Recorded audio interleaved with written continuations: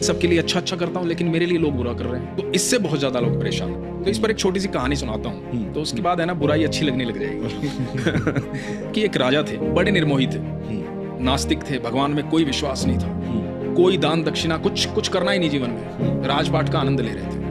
तो एक दिन रथ पर आए एक संत आए, उनके सामने संत रुके आकर के।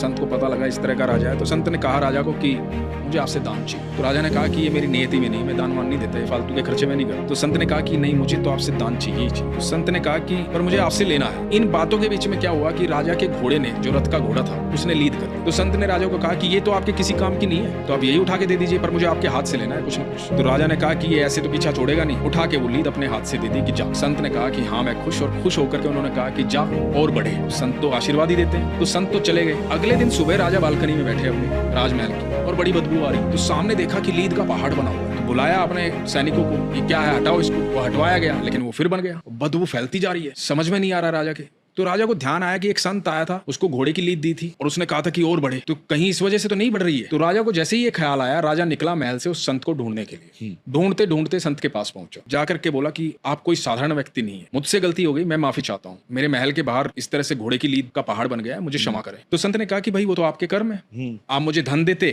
तो धन बढ़ता, आपने जो दिया, मेरा तो कर्तव्य बनता है कि मैं आपको आशीर्वाद दूं, तो मैंने आपको इस तरह का आशीर्वाद दिया, तो अब आपका ये बढ़ रहा है, तो ये तो आपके कर्म है, आपको भोगने पड़ेंगे। तो राजा ने बड़ी रिक्वेस्ट की, राजा ने माफी मांगी। राजा ने कहा कि महाराज मुझे क्षमा करें, मुझसे गलती हो गई, अब मेरे अंदर वो सुधार आ जाएगा, आप निश्चिंत रहें, मतलब मैं बदल गया हूँ, मैं समझ गया हूँ आपके संदेश को, तो कुछ तो निवारण होगा इसका। तो संत ने कहा कि हाँ निवारण है, लेकिन मुझसे कोई प्रश्न नहीं पूछेगा जब तक निवारण ना हो जाए। ओके। तो राजा ने कहा कि ठीक है, नहीं पूछूंगा। तो संत ने कहा कि जा अपनी प्रजा में कुछ ऐसा फैला दे कि लोग तेरी बुराई करने लगे। अब राजा वापिस आया, राजा ने बातें ऐसी फैलवा दी कि सब जगह राजा की बुराई हो रही है, सारी प्रजा राजा की बुराई कर रही है। इधर जब सुबह बालकनी में देखा तो पहाड़ जो है वो साफ हो चुका है। अब राजा को लगा कि हाँ अब ये तो पहले जैसा हो गया है, वही सुगंध आ रही जैसे पहले आती थी, कोई दुर्गंध नहीं आ रही।